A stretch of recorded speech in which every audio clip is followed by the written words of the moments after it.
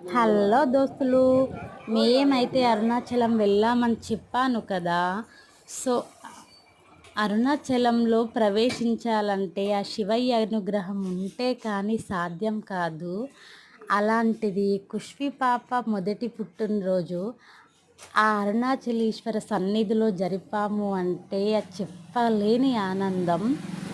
అసలు మేము అనుకున్నాం జస్ట్ వెళ్తామో లేదో, ఒక్కొక్కరికి 2-3 ఇయర్స్ అయినా కూడా వెళ్ళలేరు ఆ శివనాగుల లేనిది. అలాంటిది జస్ట్ మేము 15 డేస్ ముందు అనుకున్నాం అంతే, వెళ్తామో లేదో అనుకున్నాం. బట్ ఆ శివయ్య అనుగ్రహం మా మీద ఉంది కావచ్చు, అందుకేనేమో వెళ్ళాము అని చాలా హ్యాపీగా ఫీల్ అయ్యాము.